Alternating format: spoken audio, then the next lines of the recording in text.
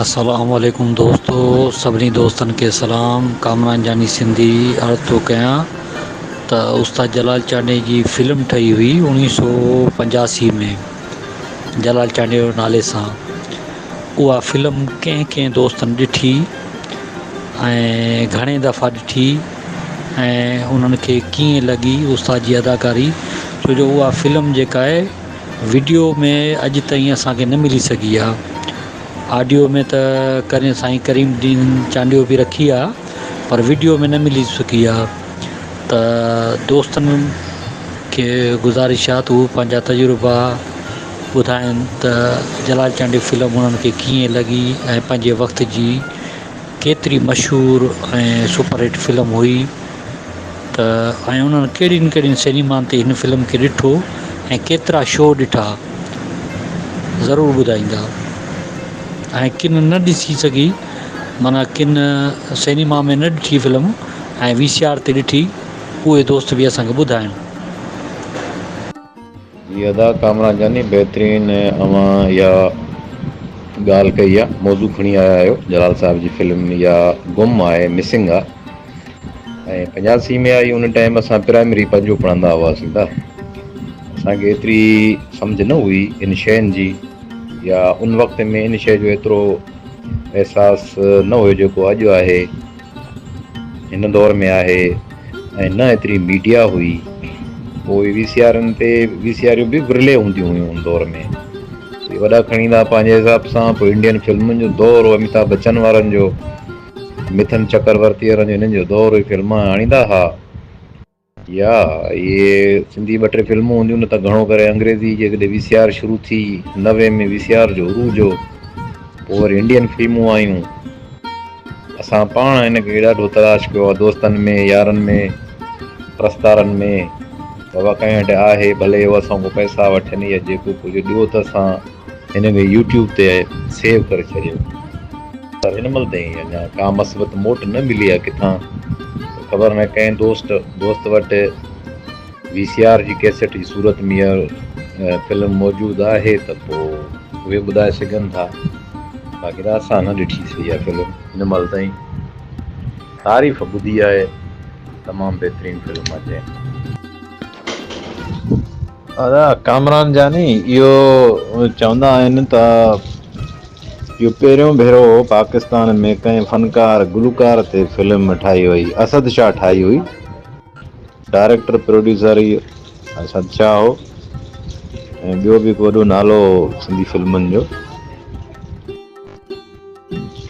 नूर मोहन बलोच अहिड़ो कुझु हुयो अदाकार, उन्हनि जो नालो।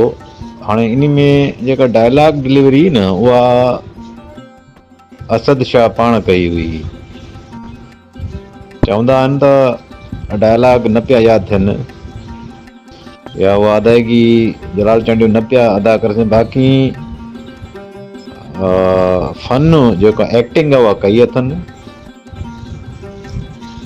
जीअं उन वॾेरे सां फिल्म में कहाणी त ईअं आहे, वॾेरे जा ज़ुल्म हूंदा नी, हुन सां महाॾो अटकाइण, अहिड़े हिसाब सां ही धाड़ेल थिए थो घोड़े वग़ैरह ते। इहो एतिरो असां कहाणी ॿुधियूं नी। बहरहाल पाकिस्तान में चवनि था त पहिरियों भेरो कंहिं फ़नकार ते जलाल चांडियो ते फ़िल्म ठही 1985 में ठही। पोइ हाणे VCR ते हिन महिल त असां ॿुधो आम तरह ते त इहा रिलीज़ न थी फ़िल्म।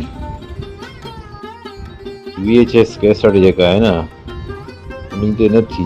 बाक़ी हाणे सिनेमाउनि ते हली आहे, शौक़ीननि ॾिठी आहे। पोइ इहे ॻाल्हियूं शौक़ीन ॿुधायूं नी त जेको उहा डायलॉग हूंदा, आवाज़ असद शाह जो हूंदो, एक्टिंग हिननि जी हूंदी हुई। कलाम बलाम हिन में आहिनि, नाइक अख्तर जा रेडियो ते हलंदा, जलाल चांडियो पंहिंजा, हे भली यार ऐं तुंहिंजूं लख भलायूं, हिन में इहे फिल्म में गाना आहिनि। पर पंहिंजी जाइ ते कामयाबु फिल्म आहे। पर उहो हाणे जेको मास्टर आहे न, उहो कंहिंखे मिले ई कोन थो। असद शाह पाण गुज़ारे वियो आहे। साईं असांखे त ॿुधण में ईअं आयो त जेका इहा जलाल चांडियो फ़िल्म ठहियलु आहे, इहा उस्ताद जलाल चांडियो जी माना पंहिंजी ज़िंदगी ते ठहियलु आहे।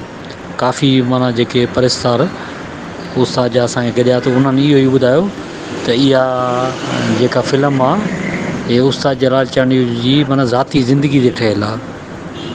त माना ईअं थियो, छा तव्हांजी नज़र में ईअं ई आहे? हा हा दा कामरान, जो फिल्म जो नालो ई इहो आहे न, जलाल चांडी जो मतिलबु इहो आहे त हुनजी ज़िंदगी ते फिल्म ठही वई।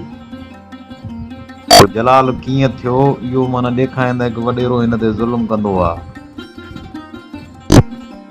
कोई उहो जेका जंहिंसां प्यारु कंदो उहो हिनखे न पिया ॾिन। फिल्म में इहो ॾेखारियो अथनि, महबूब हिनजो नथा ॾियनि हिनखे, त पोइ अहिड़ो कुझु आहे, मतिलबु थिए थो पियो रूपोश थिए थो या ॾुआरी थिए थो, ईअं ॾाढो मुड़ुसई करे थो पियो, हुन में ॾेखारनि था पिया। उन खां पोइ वरी इहो कलाम राग ॻाए वञी इश्क कयो आहे फ़क़ीर, इहो कलाम बि ॻायईं, चपड़ियूं बाजा यार खणाया, अहिड़ो क़िस्म जूं ॻाल्हियूं नी असां त रूबरू न ॾिठी आहे फिल्म।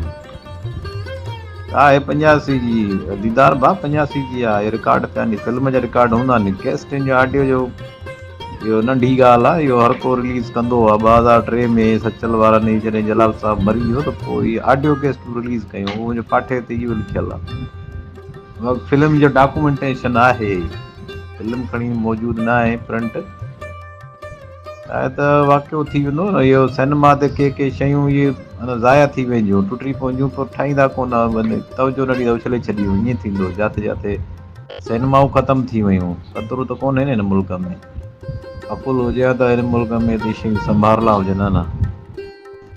ॿियूं फिल्मां त आहिनि पाकिस्तान लेवल ते मथियूं पयूं नी, पर हीअ फिल्म न रही सिनेमा लेवल ते। पोइ हाणे कंहिं वटि असल में छा आहे त हुजे हा त फिल्मेज़िया ते ज़रूरु हले हा, उन्हनि बि ॾाढी कोशिशि कई, फिल्मेज़िया कोई चैनल हो पाकिस्तान जो, वॾी फिल्म हलाईंदो हो, पोइ सिनेमा प्रिंट न बचियो किथे। हाणे VCR जूं कैसेटियूं आहिनि, हाणे अब्दुल करीम चए थो त जलाल चांडी डायलॉग पाण चवनि भला पोइ ॿुधा हूंदा त पोइ ॿी ॻाल्हि आहे, असां इहा ॻाल्हि ॿुधी आहे त असद कुरैशी डायलॉग डिलीवरी कई हुई, पोइ किथे किथे खणी पाण चया हूंदा, पर घणो करे चवंदा असद कुरैशी, असद शाह हाणे गुज़ारे वियो आहे, उहो फिल्म ठाही उन असद शाह ठाही हुई, टंडो मोहम्मद ख़ान हिन पासे जो हुयो, सिंधी फिल्मनि जो डायरेक्टर हुयो, ईअं न।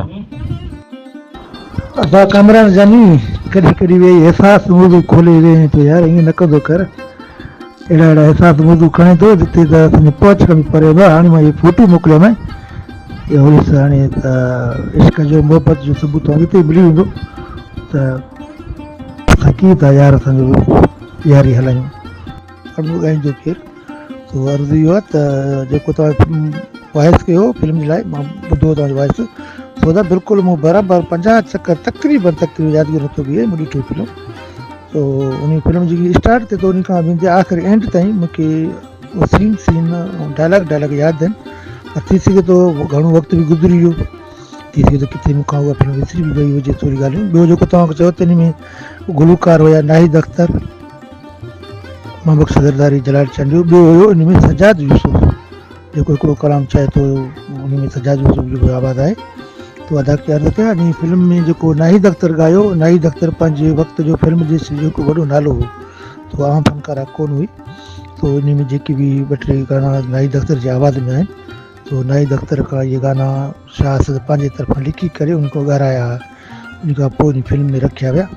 उहे बि बहितरीनु कलाम आहिनि, तव्हांजो हुकुम हुजे त उहे जेके मूं वटि फिल्मी कलाम जेके पिया आहिनि जलाल चांडी जी फिल्म में ॻाया विया, उहो उन मां हिकु अधु कलाम शायदि उन में कोन्हनि, बाक़ी जेके कलाम आहिनि उहो चओ त तव्हांजो हुकुम हुजे त दोस्तनि जो अब्दुल चाचर साहिबु इजाज़त ॾिए थो त हिते मां रखी सघां थो। छा आहे त हीउ ग्रुप साईं जन जो आहे, इजाज़त खां बग़ैर असां कुझु हिते रखी शेयर नथा करे सघूं, तो इजाज़त हुजे त उहे कलाम गाना जेके फिल्म में रिकॉर्ड कया विया त उहो मां हिते रखी सघां थो।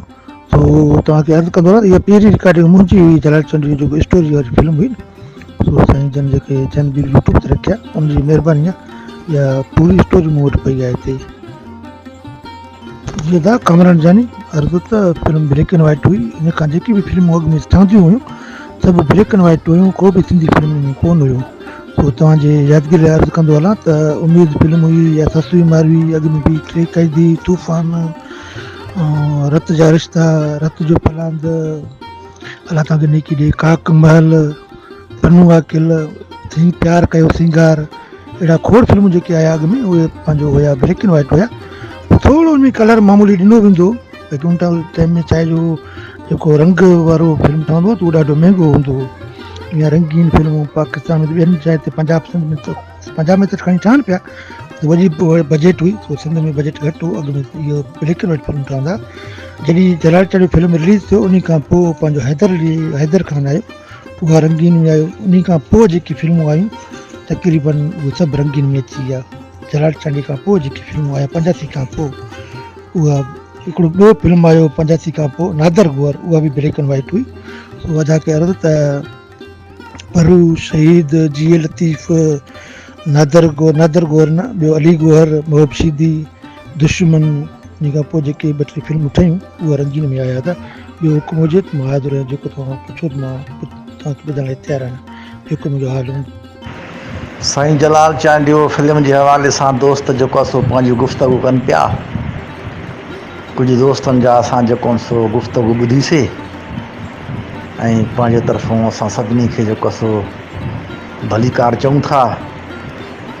जेके वॾा मौज़ शख़्सियतूं आहिनि, नाला तमामु घणा आहिनि साईं, पोइ इंसान को नालो रहिजी थो वञे, पोइ दोस्त माइंड था कनि त यार हाणे सभिनी नाला वठी असां त न वठूं, इहा सुठी ॻाल्हि कोन्हे का। सभु मशहूरु दोस्त हुयो, जलाल चांडियो जा मदाह आहियो। ऐं जलाल चांडियो जी जेका फिल्म जलाल चांडियो हुई न साईं, उहा जेको आहे सो मुंहिंजे ख़्याल में त ब्लैक एंड वाइट हुई। मुंहिंजे ख़्याल में हिन में साईं जेको आहे सो मोहम्मद इलियास बि पंहिंजो रायो ॾेई चुको आहे। ऐं जेको आहे सो तमामु हिकिड़ी माना सुठी फिल्म हुई।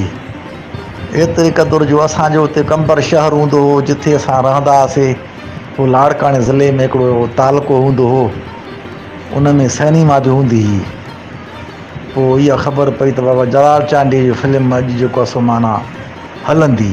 पोइ उनजो हिकिड़ो पोस्टर खणी जेको आहे सो माना शहर में हिकिड़ो चवंदा आहिनि अलाए छा ढोल वॼाए हिकिड़े क़िस्म जो वॾो हिकिड़ो माना अनाउंसमेंट करण जे हवाले सां शहर में चौकनि ते बीही हिकिड़ो उन्हनि जो नुमाइंदो हो, उहो जेको आहे सो माना वॾे आवाज़नि में ॿुधाईंदो हो त बाबा अॼु जेको आहे सो माना जलाल चांडियो फिल्म जेको आहे सो सिनेमा में अची वई आहे। राति जो उन जा शो थींदा ऐं 2 शो पिया थियनि साईं। हूअं उहा सिनेमा जेको आहे सो हिकिड़े शो बि जेको सो मुश्किल सां कढंदी हुई, ऐं जलाल चांडियो जो करे उन खे 2 शो थी विया हुआ।